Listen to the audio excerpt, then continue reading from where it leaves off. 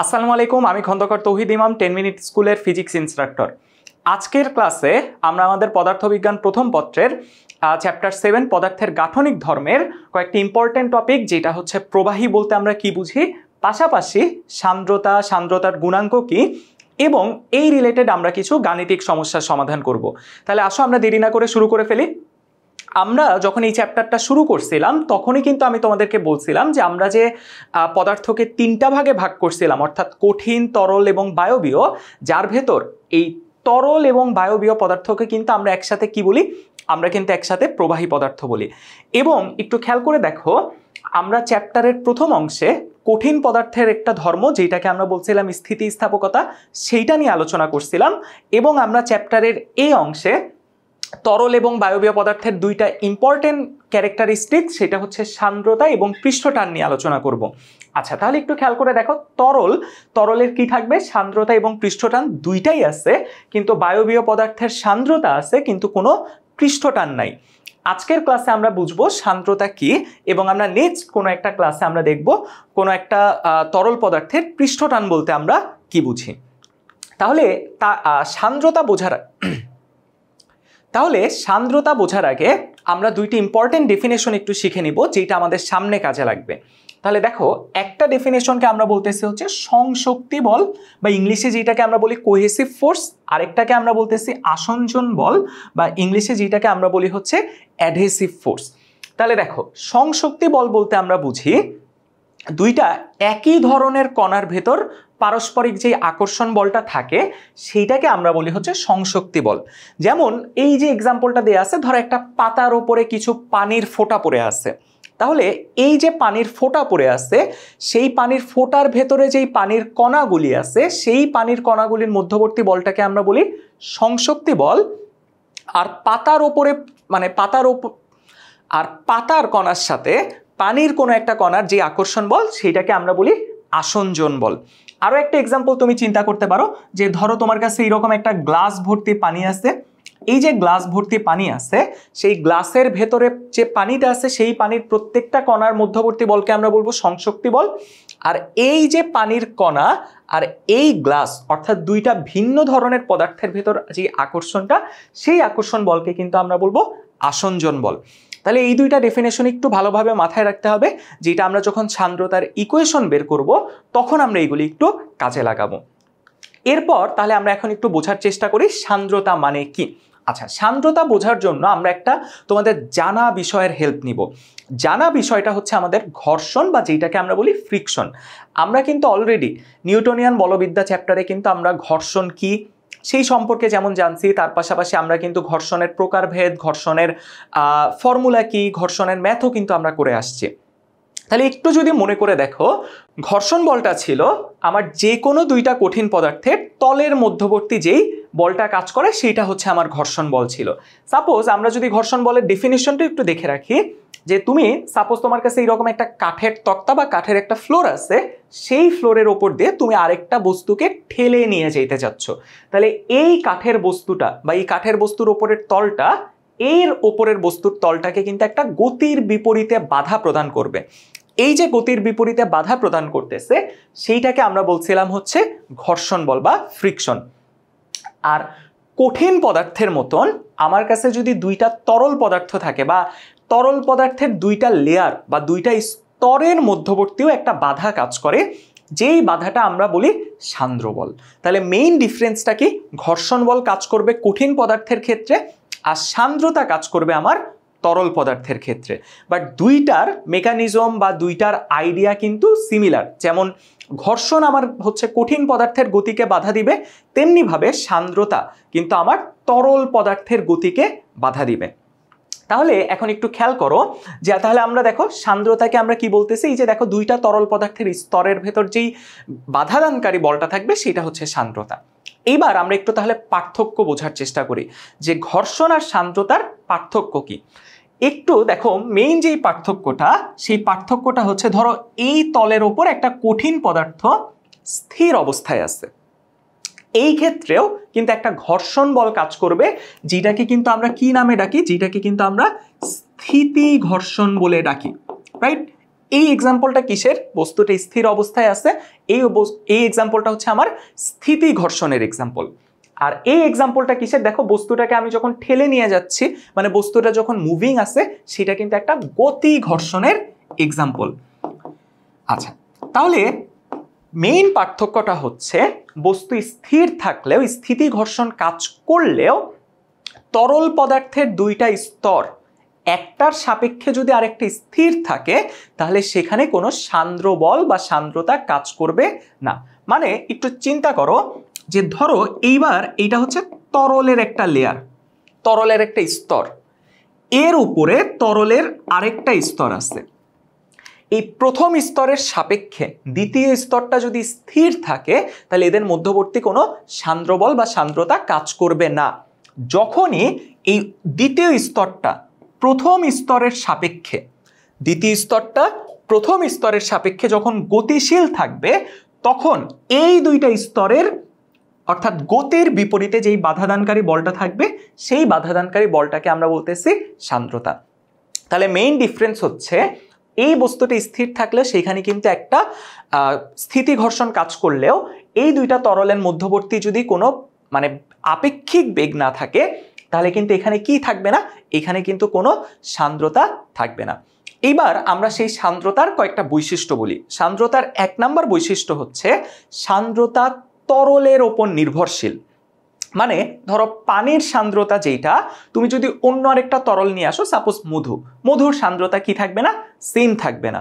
আমরা সামনে দেখবো, আমরা যখন সান্দ্রতা গুণাঙ্ক দেখব, তখনই আমরা দেখব যে সান্দ্র বল আসলে তরলের ধর্মের ওপর নির্ভরশীল। অর্থাৎ ভিন্ন ভিন্ন তরলের জন্য কিন্তু সান্দ্রতার মান ভিন্ন ভিন্ন হবে। এটা হচ্ছে সান্দ্রতার 1 নম্বর বৈশিষ্ট্য। সান্দ্রতার 2 নম্বর বৈশিষ্ট্য কি? সান্দ্রতার 2 নম্বর বৈশিষ্ট্য অলরেডি আমি বলে ফেলছি, সেটা হচ্ছে একটা স্তরের সাপেক্ষে আরেকটা স্তরের আপেক্ষিক বেগ থাকতে হবে। একটা স্তরের সাপেক্ষে আরেকটা স্তরের যদি আপেক্ষিক বেগ থাকে, তখনই কেবলমাত্র কি কাজ করবে? সান্দ্রতা কাজ করবে। আপেক্ষিক বেগ কি? এই কনসেপ্টটা কিন্তু আমরা আমাদের গতিবিদ্যা চ্যাপ্টারে শিখে আসছি। অর্থাৎ কোনো একটা কিছুর সাপেক্ষে যখন তোমরা আরেকটা কিছুর বেগ বের করবা, তখন কিন্তু দ্বিতীয় বস্তুর বেগটাকে আমরা কি বলি? প্রথম বস্তুর সাপেক্ষে বেগ বা দ্বিতীয় বস্তুর আপেক্ষিক বেগ। ঠিক একইভাবে কিন্তু এখানে আমাদের কি করতে হয়? এখানে কিন্তু আমাদের আপেক্ষিক বেগটা বের করতে হয়। এরপরের বৈশিষ্ট্যটা একটু খেয়াল করো। এরপরের বৈশিষ্ট্যটা কিন্তু আমাদের ঘর্ষণের বৈশিষ্ট্যটার মতোই। ঘর্ষণ যেমন গতির বিপরীতে কাজ করে বা গতিকে বাধা দান করে, ঠিক একইভাবে সান্দ্র বলও কি কাজ করে? গতির বিপরীতে কাজ করে এবং গতিকে বাধা দেয়। 3 নম্বরের পর 4 নম্বর বৈশিষ্ট্যটা দেখো, সবচেয়ে বেশি ইম্পর্টেন্ট। 4 নম্বর বৈশিষ্ট্যটা আমাকে বলে সান্দ্র বলের মান আপেক্ষিক বেগের সাথে সমানুপাতিক। একটা এক্সাম্পল দিই। সাপোজ তোমার কাছে কোনো একটা তরল আছে, এই তরলটার ধরো স্থির অবস্থায় আছে, তরলের এই স্তরটা স্থির অবস্থায় আছে, এর উপরের যে স্তর, সেই স্তরটা সাপোজ ধরো কথার কথা 10 মিটার পার সেকেন্ড বেগে গতিশীল। তাহলে প্রথম স্তরের সাপেক্ষে দ্বিতীয় স্তরের বেগ বা দ্বিতীয় স্তরের আপেক্ষিক বেগটা কত? 10 মিটার পার সেকেন্ড। তাহলে অবশ্যই এই দুইটা স্তরের মাঝে একটা সান্দ্র বল কাজ করবে। এবং আরেকটা এক্সাম্পল চিন্তা করো, ধরো এইবার ওই প্রথম স্তরের সাপেক্ষে দ্বিতীয় স্তরটা 20 মিটার পার সেকেন্ড বেগে গতিশীল। প্রথম স্তরের সাপেক্ষে দ্বিতীয় স্তরটা 20 মিটার পার সেকেন্ড বেগে গতিশীল। তাহলে তোমরা এবার বলো তো যে কোন ক্ষেত্রে সান্দ্র বলের মানটা বেশি হবে? অনেকেই বুঝে গেছো, দেখো দ্বিতীয় ক্ষেত্রে কিন্তু আমার সান্দ্র বলের মানটা বেশি হবে, কারণ এই দ্বিতীয় ক্ষেত্রে দ্বিতীয় স্তরটার অর্থাৎ পানির দ্বিতীয় স্তরটার আপেক্ষিক বেগের মানটা কিন্তু বেশি। যেহেতু আপেক্ষিক বেগের মান বেশি, এই কারণে এদের মধ্যবর্তী সান্দ্র বলের মানটাও বেশি হবে। এবার তোমরা আরেকটা কোশ্চেনের অ্যান্সার ভাবো তো, যে এই দুইটা তলের মধ্যবর্তী যদি আপেক্ষিক বেগের মান হয় 0, তাহলে সান্দ্র বলের মান কত হবে? তাহলে কিন্তু সান্দ্র বলের মান হয়ে যাবে 0। তাহলে এইবার আমরা যেটা করব সেটা হচ্ছে আমরা সান্দ্র বল বের করার ফর্মুলাটা বের করার চেষ্টা করব।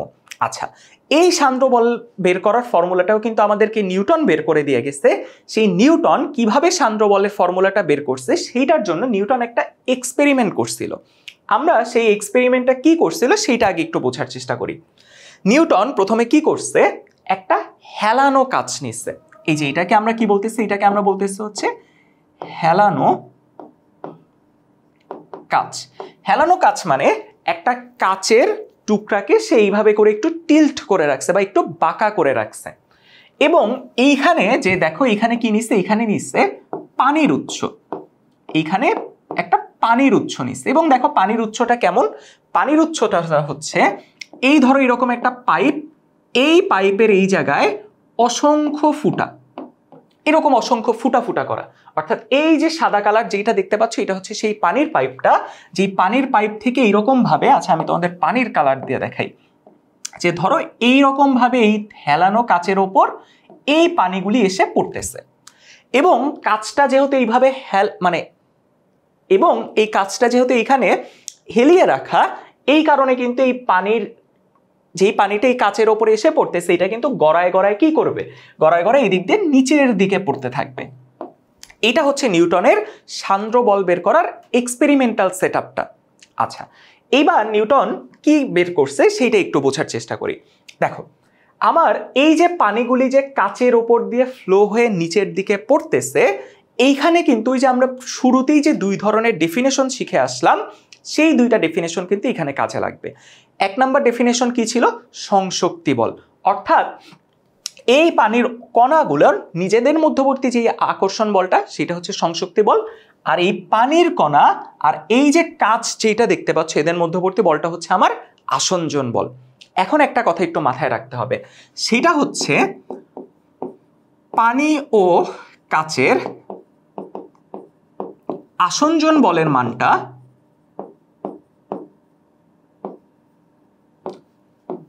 পানি পানি অর্থাৎ দুইটা পানির কণার সংশক্তি বলের চাইতে বেশি হবে। অর্থাৎ কাচ পানির কণাকে যতটা বলে আকর্ষণ করবে, সেই বলের মানটা একটা পানির কণা আরেকটা পানির কণাকে যতটুকু বলে আকর্ষণ করবে সেইটার চাইতে বেশি হবে। এই কনসেপ্ট একটু নিচের ছবির দিকে এবার একটু তাকাও। এই যে তোমরা যেটা অ্যাশ কালার বা হচ্ছে ধূসর কালারের দেখতে পাচ্ছ, এটাকে ধরে নাও সেই কাচটা, এই কাচটা এরকম ভাবে বাঁকায় রাখা, এবং তুমি এবার চিন্তা করো পানির যেই ফ্লোটা যাচ্ছে তুমি কয়েকটা লেয়ার হিসাবে চিন্তা করো, যে পানির কয়েকটা লেয়ার, পানির এই লেয়ারগুলি কেন তৈরি হচ্ছে সেইটা একটু বোঝার চেষ্টা করো। একদম কাচের তল ঘেঁষে যেই পানির কণাগুলি আছে সেগুলি নিচের দিকটায় কিন্তু কি কাজ করতেছে, নিচের দিকটায় কিন্তু আসঞ্জন বলটা কাজ করতেছে। আসঞ্জন বলের মানটা যেহেতু বেশি, এই কারণে ওই পানির কণাগুলি কিন্তু কাচের সাথে লেগে থাকতে যাবে। এই কারণে দেখো ওই কণাগুলি এখনো ধরো গতিশীল হইতেই পারে নাই। কেন? কারণ আকর্ষণ বলের মানটা বেশি, এই মধ্যাকর্ষণের বলের কারণে এটা কি করতে পারতেছে না, নিচের দিকে পড়তে পারতেছে না, কারণ কাচ ওকে অধিক পরিমাণ আসঞ্জন বল দিয়ে টেনে ধরে রাখছে। এই পানির কণাগুলির ওপরে যেই পানির কণাগুলি আছে, ওপরের পানির কণাগুলির সাথে কিন্তু নিচের কাচের কোনো কন্টাক্ট নাই বা কোনো স্পর্শ নাই। তাহলে ওপরের পানির কণাগুলি নিচের কাচের সাথে কিন্তু কোনো আসঞ্জন বল দ্বারা যুক্ত নাই, বরং ওপরের পানির কণাগুলি নিচের পানি কণার সাথে সংশক্তি বলে সংশক্তি বল কাজ করতেছে। তাহলে এই ওপরের পানির কণাগুলি কিন্তু এই নিচের পানির কণাগুলির উপর দিয়ে স্লাইড করে কি করতে যাবে, নিচের দিকে পড়তে যাবে, কারণ এই বলের মানটা কিন্তু আসঞ্জন বলের চাইতে কম। তাহলে দেখো কি হচ্ছে, এই পানির কণাগুলি কাচের সাথে আটকা পড়ে আছে, তার ওপরের পানির কণাগুলি কিন্তু এই পানির কণার উপর দিয়ে কি হয়েছে, গতিশীল হওয়া শুরু করছে। তাহলে দেখো আমি ধরে নিচ্ছি একদম নিচে থাকা এই লেভেলের পানির কণাগুলির গতি হচ্ছে 0, অর্থাৎ এই কণাগুলি কি হয় নাই, এখনো গতিশীল হইতে পারে নাই। বাট এই লেভেলের ওপরের লেভেলে যেই পানির কণাগুলি আছে সেই কণাগুলি একটু গতিশীল হয়েছে, অর্থাৎ সেই কণাগুলির একটা বেগ আছে। এই কারণে দেখো একই টাইমে কি করছে, ওই পানির কণাগুলি আরেকটু সামনে আগায় গেছে। এইবার আরেকটা ইম্পর্টেন্ট জিনিস বুঝো, এই পানির কণার ওপরের কণাগুলি অলরেডি গতিশীল ছিল। কেন গতিশীল ছিল? কারণ ওই নিচের কণার সাথে একসাথে থাকায় গতিশীল ছিল, পাশাপাশি তার উপরে আবার কি কাজ করতেছে, মধ্যাকর্ষণ বল কাজ করতেছে। এই কারণে দেখো এই 3 নাম্বার স্টেজের বা থার্ড লেয়ারের পানির কণাগুলির গতি কিন্তু হবে সেকেন্ড লেয়ারের পানির কণার গতির চেয়ে আরেকটু বেশি। একইভাবে ফোর্থ লেয়ারের পানির কণাটা হবে আরেকটু বেশি। এই রকম করে করে একদম সর্বোচ্চ স্তরে যেই পানির কণাগুলি আছে আমি ধরে নিলাম সেই পানির স্তরটার বেগ হচ্ছে v মিটার পার সেকেন্ড। তাহলে আশা করি এই ফিগারটা সবাই একটু বুঝতে পারছো যে একদম নিচের পানির কণাগুলি কাচের সাথে লেগে থাকায় এদের বেগটা 0, এরপরের পানির কণাগুলি যেহেতু ওখানে বলের মানটা কম, সংশক্তি বল কাজ করতেছে, তারা একটা বেগে গতিশীল হয়েছে। এর ওপরের কণাগুলিও গতিশীল হয়েছে বাট আরেকটু বেশি বেগে, এর ওপরেরটা আরেকটু বেশি বেগে, এর ওপরেরটা আরেকটু বেশি বেগে। এইভাবে তুমি যত ওপরের দিকে উঠতেছো বেগের মান কি হচ্ছে, বেগের মান কিন্তু তত বেশি বৃদ্ধি পাচ্ছে। এবং দেখো এই স্তরের সাপেক্ষে অর্থাৎ এই প্রথম স্তরের সাপেক্ষে দ্বিতীয় স্তরের কিন্তু একটা আপেক্ষিক বেগ আছে। তাহলে প্রথম স্তর আর দ্বিতীয় স্তরের মাঝখানে কি কাজ করবে, একটা সান্দ্র বল কাজ করবে। ঠিক একইভাবে এই দ্বিতীয় আর তৃতীয় স্তরের মাঝখানেও একটা আপেক্ষিক বেগ আছে, তাহলে এই দ্বিতীয় আর তৃতীয় স্তরের মাঝেও একটা সান্দ্র বল কাজ করবে। এইভাবে প্রত্যেকটা লেয়ার পানির মাঝেই কি কাজ করবে, একটা সান্দ্র বল কাজ করবে, যেই সান্দ্র বলটা হচ্ছে আমার এফ। আমাদের টার্গেট হচ্ছে এখন এই সান্দ্র বল এফ এর মানটা বের করা, যে প্রত্যেকটা লেয়ারের মাঝে কি পরিমাণ সান্দ্র বল কাজ করতেছে। একটু বলে রাখি যে প্রত্যেকটা লেয়ারের মাঝে একই পরিমাণ সান্দ্র বল কাজ করতেছে, কারণ আমরা ধরে নিচ্ছি যে প্রত্যেকটা লেয়ার একজন আরেকজনের সাপেক্ষে একই আপেক্ষিক বেগে গতিশীল। অর্থাৎ দ্বিতীয় লেয়ার প্রথম লেয়ারের সাপেক্ষে যতটুকু আপেক্ষিক বেগে গতিশীল, তৃতীয় লেয়ার দ্বিতীয় লেয়ারের সাপেক্ষে একই আপেক্ষিক বেগে গতিশীল। এই কারণে প্রত্যেকটা লেয়ার বা প্রত্যেকটি স্তরের মাঝে একই পরিমাণ সান্দ্র বল কাজ করতেছে। এখন আমরা এই সান্দ্র বলের মানটা কত সেটা আমরা বের করতে চাচ্ছি। তার আগে আমি একটু বলে দেই, এই যে যেই কাঁচটা আছে, আমি যে এই জায়গায় যেই হেলানো কাঁচটা নিছিলাম, আমি ধরে নিচ্ছি সেই হেলানো কাচের ক্ষেত্রফলটা হচ্ছে a মিটার স্কয়ার। এই হেলানো কাচের ক্ষেত্রফলটা যদি a মিটার স্কয়ার হয়, তাহলে দেখো তো এই তরলের ক্ষেত্রফলটাও কত, তরল তো পুরাটা কাচ জুড়েই আছে, এই কারণে এই তরলের ক্ষেত্রফলটাও কিন্তু আমার a মিটার স্কয়ার। তাহলে আমরা আরেকটা কোয়ান্টিটি ডিফাইন করে দিলাম, সেটা হচ্ছে এই তরলটার ক্ষেত্রফল, অর্থাৎ কতটুক জায়গা জুড়ে তরলটা স্প্রেড হয়ে আছে বা ছড়ায় আছে, সেই তরলটার ক্ষেত্রফল হচ্ছে আমার a। এবং আমি আরেকটা জিনিস একটু ডিফাইন করে দিচ্ছি, সেটা হচ্ছে একদম এই কাচের উপরিতল থেকে একদম টপ লেভেলের বা টপ লেয়ারের পানি যেই আছে সেইটার উচ্চতাটা হচ্ছে আমার y।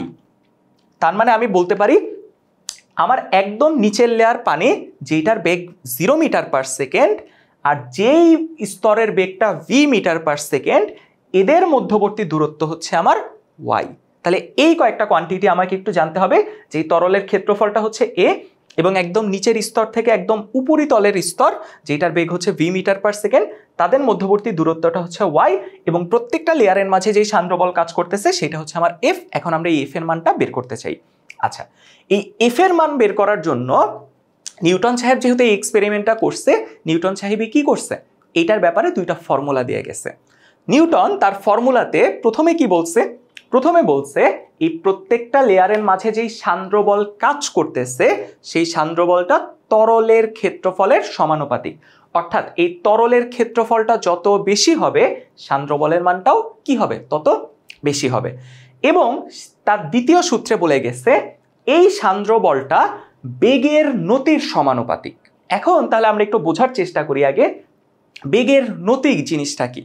তার আগে তোমরা একটু মনে করে দেখো, বেগের নতি বোঝার আগে আমরা একটা কোয়ান্টিটি সবাই জানি, ত্বরণ ইকুয়াল টু কি v minus u divided by t, বা ত্বরণকে আমরা চাইলে কি লিখতে পারি a equal to dv divided by dt।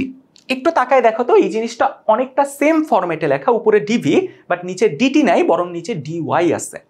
সেটার মানে কি আমরা বুঝাচ্ছি, বাট তার আগে একটু বলো ত্বরণকে আমরা কিভাবে ডিফাইন করতাম। ত্বরণকে আমরা ডিফাইন করতাম একক সময়ে বেগ পরিবর্তনের হারকে ত্বরণ বলি। আমি একটু লিখে দিই, ত্বরণ মানে আমরা কি বলতাম, ত্বরণ মানে আমরা বলতাম একক সময়ে বেগ পরিবর্তনের হার। একক সময়ে বেগ পরিবর্তনের হারকে আমরা বলতাম ত্বরণ। এইবার আমরা একটু বোঝার চেষ্টা করি বেগের নতি আসলে আমরা কাকে বলি। আচ্ছা, বেগের নতি বোঝার জন্য আসো আমরা একটা এক্সাম্পল নিই আগে।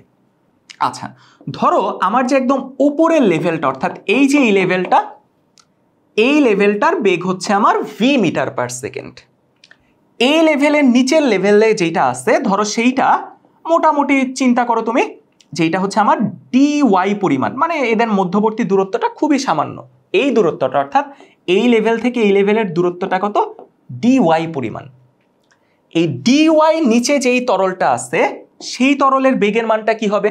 অবশ্যই উপরের লেভেল থেকে নিচের লেভেলটার বেগের মান হবে কম। আমরা তো এটা আগেই বলে আসছিলাম। আমি ধরে নিচ্ছি নিচের লেয়ারটার বেগের মানটা হচ্ছে ভি মাইনাস ডিভি। মাইনাস কেন? কারণ নিচের লেয়ারটা অর্থাৎ এই যে এই লেয়ারটার বেগের মানটা হচ্ছে কম। তাহলে আমি আরেকবার একটু বলি, একদম টপ লেভেলে এটার বেগটা হচ্ছে ভি। এই লেয়ারটা থেকে ডিওয়াই পরিমাণ দূরত্বে যেই লেয়ারটা আছে সেই লেয়ারের বেগটা হচ্ছে ভি মাইনাস ডিভি পরিমাণ। তাহলে আমি যদি একটু বলি যে এদের মাঝে আপেক্ষিক বেগটা কত বা বেগের পরিবর্তনটা কত? বেগের পরিবর্তন মানে কি? বেগের পরিবর্তন মানে একটা বেগ থেকে আমরা আরেকটা বেগের মাইনাস করব। তাহলে আমি যদি একটু লিখি তাহলে বেগের পরিবর্তন কত বলবো? বেগের পরিবর্তন বলবো হচ্ছে ভি মাইনাস ডিভি, রাইট? একটা লেয়ারের বেগ হচ্ছে ভি, আরেকটা লেয়ারের বেগ হচ্ছে ভি মাইনাস ডিভি। তাহলে এটা যদি তুমি একটু ক্যালকুলেশন করো তাহলে এটা কত আসবে? এটা আসবে ডিভি। তাহলে দেখো তো ভাইয়ারা, আমরা কি এই কথাটা বলতে পারি কিনা যে ডিওয়াই দূরত্বে বেগের পরিবর্তন হচ্ছে ডিভি। তাহলে একক দূরত্বে বেগের পরিবর্তন কি? DV minus DY. এই যে দেখো ডিভি ডিভাইডেড বাই ডিওয়াই যেটা চলে আসলো, এইটাকেই আমরা ভাইয়ারা কি বলতেছি? এইটাকেই আমরা বলতেছি হচ্ছে বেগের নতি। তাহলে এইটাকে আমরা কি বলবো? আমাদের ত্বরণ মানে কি? ত্বরণ মানে হচ্ছে বেগ পরিবর্তনের হার বা একক সময়ে বেগের পরিবর্তন। আর বেগের নতি হচ্ছে একক দূরত্বে বেগের পরিবর্তন। অর্থাৎ তুমি 1 মিটার দূরত্বে গেলে কতটুকু বেগ পরিবর্তন হচ্ছে সেটাই হচ্ছে আমার বেগের নতি। তাহলে এইটা আশা করি এখন বুঝতে পারছি যে সান্দ্র বল তরলের ক্ষেত্রফলের সমানুপাতিক, সান্দ্র বল বেগের নতির সমানুপাতিক। তাহলে এই দুইটাকে আমরা যদি এখন একটু কম্বাইন করি তাহলে দেখি আমরা কি লিখতে পারি। এই ইকুয়েশন 1 আর ইকুয়েশন 2 কে আমরা কম্বাইন করলে লিখতে পারি F is proportional to A dv divided by dy.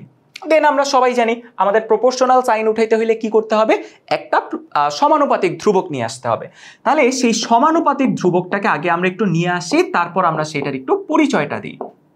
দেখো এইটাই হচ্ছে আমাদের ম্যাথ করার জন্য ইকুয়েশনটা। এইবার একটু আসো, এই যে সমানুপাতিক ধ্রুবক ইটা যেটাকে নিয়ে আসছে এইটাকে আমরা বলি সান্দ্রতাঙ্ক।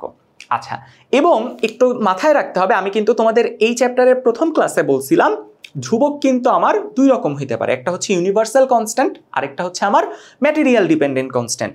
এই ইটাটা কিন্তু কোনো ইউনিভার্সাল কনস্ট্যান্ট বা আমার সার্বজনীন ধ্রুবক না, এটা কিন্তু একটা ম্যাটেরিয়াল ডিপেন্ডেন্ট কনস্ট্যান্ট। মানে নির্দিষ্ট একটা তরলের সান্দ্রতাঙ্ক একরকম, অন্য আরেকটা তরল তুমি নিয়ে আসো, সেই তরলের সান্দ্রতাঙ্ক কিন্তু হয়ে যাবে আরেক রকম। অর্থাৎ তরল ভেদে এই ইটার মানটা ভ্যারি করবে এবং তোমাদের প্রশ্নে কি করবে? এই সান্দ্রতাঙ্কের মানটা দেয়া থাকবে। তাহলে এইটা হচ্ছে আমাদের ফর্মুলা গেল। এবার তাহলে আসো আমরা একটু বোঝার চেষ্টা করি সান্দ্রতাঙ্ক বলতে আসলে কি বোঝায়। তাহলে দেখো, আমরা ওই যে ফর্মুলাটাকে আমরা ঘুরাই এইভাবে চাইলে লিখতে পারি যে eta equal to F divided by dv divided by dy into A. তাহলে আমি একটু ধরে নেই, যদি এ হয় 1 মিটার স্কোয়ার এবং ডিভি বাই ডিওয়াই এইটাও যদি হয় আমার 1, এবং দেখো তো বেগের নতির এককটা কি? দেখো বেগের এককটা কি? বেগের এককটা হচ্ছে metre per second divided by DY কি? ডিওয়াই হচ্ছে একটা দূরত্ব, দূরত্বের এককটা কি? দূরত্বের এককটা হচ্ছে মিটার। তাহলে মিটার কাটা, তাহলে এইটার এককটা কি? Per second. একটু মাথায় রাখতে হবে। তাহলে বেগের নতির এককটা কি? বেগের নতির এককটা কিন্তু পার সেকেন্ড। তাহলে এখন একটু খেয়াল করো, তাহলে এই দুইটা ভ্যালু যদি আমরা এখানে বসাই, এর ভ্যালু 1 ডিভি বাই ডিওয়াই, এটার ভ্যালু হচ্ছে আমার 1, তাহলে আমার ইটা ইকুয়াল টু কি চলে আসবে? ইটা ইকুয়াল টু চলে আসবে এফ। এইবার আমরা এটাকে একটু এলাবোরেট করে বলি যে এই লাইনটা আমার কি বোঝাচ্ছে। এটাকে আমরা এইভাবে বলতে পারি যে একক ক্ষেত্রফল বিশিষ্ট তরলের দুইটা স্তরের মধ্যবর্তী বেগের নতি একক রাখতে যে পরিমাণ সান্দ্রবল প্রয়োজন সেইটাই হচ্ছে ওই তরলের সান্দ্রতাঙ্কের সমান। দেখো এই কথাটাই অনেকটা এইভাবেই বলা আছে, একক বেগ অবক্রম মানে বেগের নতি, একক বেগের নতি বজায় রাখতে একক ক্ষেত্রফল বিশিষ্ট একক ক্ষেত্রফল বিশিষ্ট সংলগ্ন স্তরদ্বয়ের, অর্থাৎ একটা স্তরের সাথে যে আরেকটি স্তর লেগে আছে, যে সান্দ্রবল কাজ করে সেই সান্দ্রবলটাই হচ্ছে আমার সান্দ্রতাঙ্ক। এইবার তাহলে আমরা যদি একটু সান্দ্রতাঙ্কের এককটা বের করি, দেখো সান্দ্রতাঙ্কের এককটা বের করাও খুব ইজি। আমরা কি করব, আমরা হচ্ছে ওই যে এফ এর এককটা বসাই দিব। এফ এর একক হচ্ছে নিউটন ডিভাইডেড বাই, এরপরে আছে ক্ষেত্রফল, ক্ষেত্রফলের এককটা কি, ক্ষেত্রফলের এককটা হচ্ছে মিটার স্কোয়ার। এরপরে আমরা ডিভি বাই ডিওয়াই, এটার এককটা কি বের করলাম, এটার এককটা আমরা বের করলাম পার সেকেন্ড, মানে সেকেন্ড ইনভার্স 1। তাহলে এইবার সবগুলিকে যদি আমরা উপরে পাঠাই দিই তাহলে এটা হবে কি নিউটন সেকেন্ড, যেহেতু সেকেন্ড ইনভার্স 1 উপরে চলে গেছে সেকেন্ড, আর এটা হয়ে যাবে কি, এটা হয়ে যাবে মিটার টু দি পাওয়ার -2। আচ্ছা, তাহলে আলটিমেটলি আমার এটার এসআই এককটা হচ্ছে নিউটন সেকেন্ড মিটার ইনভার্স 2। এবং এর পাশাপাশি আমরা আরও একটা একক ইউজ করি সান্দ্রতাঙ্কের, যেটাকে আমরা বলি হচ্ছে পয়েস। আচ্ছা, এই পয়েস থেকে আমরা নিউটন সেকেন্ড মিটার ইনভার্স 2-তে কিভাবে নিতে পারি, দেখো সেইটারও একটা রিলেশন দেওয়া আছে যে 10 poise equal to 1 newton second metre inverse 2। তাহলে কখনো যদি তোমাকে পয়েস এককে দেওয়া থাকে, আমরা কিন্তু অবশ্যই কি করব, আমরা এসআই এককে কনভার্ট করব, দেন আমরা এই রিলেটেড কিন্তু আমরা ম্যাথ সলভ করতে পারবো। তাহলে এইবার আসো আমরা সিম্পলি এই ফর্মুলার ঝটপট একটা ম্যাথ দেখে ফেলি। এইবার আসো আমরা একটু প্রশ্নটা পড়ি। প্রথমে দেখো কি বলে দেয়া আছে, তোমাকে এখন একটা প্লেটের ক্ষেত্রফল দেয়া আছে। তাহলে প্লেটের ক্ষেত্রফল যা পুরা আমরা ধরে নিচ্ছি কি পুরা ক্ষেত্রফলটা জুড়েই তরলটা ছড়ায় আছে, তাহলে তরলের ক্ষেত্রফলটাও কত হবে, তরলের ক্ষেত্রফলটাও হবে 1 × 10⁻² মিটার স্কোয়ার। আচ্ছা, এরপরে দেখে আমাকে কি বলে দেয়া আছে, প্লেট সান্দ্রতা গুণাঙ্কের, অর্থাৎ সান্দ্রতা গুণাঙ্কটা দেয়া আছে। আচ্ছা, সান্দ্রতা গুণাঙ্কটা কত দেয়া আছে, সান্দ্রতা গুণাঙ্কটা দেয়া আছে হচ্ছে 1.55 KG metre inverse 1 second inverse 1। এখন আরেক তোমরা আবার একটু কনফিউজড হয়ে যাও না যে মাত্র তো আমরা এসআই একক দেখে আসলাম এইটা, আর নন এসআই একক দেখে আসলাম পয়েস, এটা তো কোনোটার সাথেই মিলে না। এই এককটা কোথা থেকে আসছে, এই এককটা আসছে নিউটনকে ভেঙে লিখছে। অর্থাৎ নিউটন মানে আসলে কি, নিউটন মানে হচ্ছে আমার KG metre second inverse 2। Newton মানে কি কেজি মিটার সেকেন্ড ইনভার্স 2, অর্থাৎ নিউটনের জায়গায় এটা বসায় কাটাকাটি করে আমরা কি হয়েছে এই এককটা আসছে। তোমরা চাইলে কি করতে পারো, এটা নিজেরা একটু বের করে দেখে নিতে পারো, বাট এবং দেখলে কি দেখবা যে এইটাই এসআই একক হিসাবে চলে আসতেছে। আচ্ছা, এরপরে দেখো আমাকে কি বলে দেয়া আছে, গুণাঙ্কের রেডির তেলের পুরু মানে কি দেয়া আছে, পুরুত্বটা, অর্থাৎ যে ধরো এই প্লেটটা থেকে যেই তরলটা আছে সেই তরলটার পুরুত্বটা দেয়া আছে 0.002 মিটার। তাহলে একটু বুঝে নাও যে একদম এইখান থেকে যে ওপরে যেই তরলটা আছে সেইটার পুরুত্ব বা সেইটার দূরত্বটা হচ্ছে 0.002 মিটার। এই ভ্যালুটা আসলে তোমার ডিওয়াই এর ভ্যালু 0.002 মিটার, অর্থাৎ ওই যে দুইটা স্তরের মধ্যবর্তী দূরত্ব। আচ্ছা, একটি স্তরের ওপর স্থাপন করা হলো প্লেটটিকে। দেখো এবার তুমি কি করছো, প্লেটটাকে এত বেগে চালনা করা হলো। এবার তাহলে একটু খেয়াল করে দেখো, তুমি প্লেটটাকে যদি চালনা করো তাহলে ওই যে প্লেটের সাপেক্ষে তোমার একদম উপরিতলের মানে বেগের পার্থক্যটা হবে কত, সেই বেগের পার্থক্য অর্থাৎ ডিভি, সেই ডিভিটা তোমার দেয়া আছে হচ্ছে 5 × 10⁻² মিটার পার সেকেন্ড। তাহলে দেখো আমাদের সবগুলি ভ্যালু দেয়া আছে, এখন তোমাকে বের করতে বলছে প্রযুক্ত আনুভূমিক বল কত। অন্য ভাষায় লেখা আছে, বাট অ্যাকচুয়ালি তোমাকে বের করতে বলছে এখানে মানে কতটুকু সান্দ্রবল কাজ করবে। তাহলে আমরা সান্দ্রবলের মাত্র ফর্মুলাটা দেখে আসলাম কি, ইটা এ ডিভি বাই ডিওয়াই। তাহলে ইটাটা কত, ইটাটা হচ্ছে আমার 1.55 ইন্টু ক্ষেত্রফলটা হচ্ছে 1 × 10⁻², আর ডিভি বাই ডিওয়াই কত, ডিভিটা হচ্ছে আমার 5 × 10⁻² ডিভাইডেড বাই 0.002। আমরা যদি জাস্ট একটু এটা ক্যালকুলেশন করে ফেলি তাহলে আমরা সান্দ্রবলের মানটা পেয়ে যাব 1.55 into power -2 into 5 × 10⁻² divided by 0.002।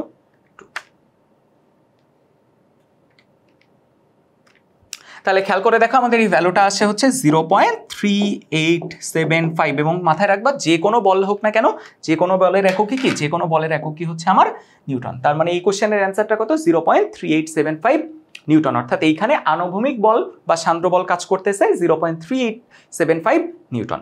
তাহলে আজকের ক্লাসটা আমাদের এই পর্যন্তই।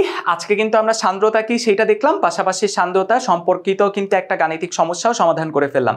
তাহলে আজকের ক্লাসটা এই পর্যন্তই। নেক্সট ক্লাসে দেখা হওয়ার আগ পর্যন্ত সবাই ভালো থাকো, সুস্থ থাকো। আল্লাহ হাফেজ।